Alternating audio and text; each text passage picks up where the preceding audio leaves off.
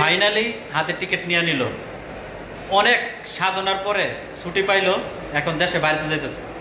এটা যে কত বড় একটা আনন্দ উনার জিজ্ঞেস করলে বোঝা যাবে। কাজল ভাই, শেষ পর্যন্ত টিকিট কাটলেন, কিরকম লাগতেছে আনন্দটা যদি একটু বলতেন? খুব ভালো লাগতেছে।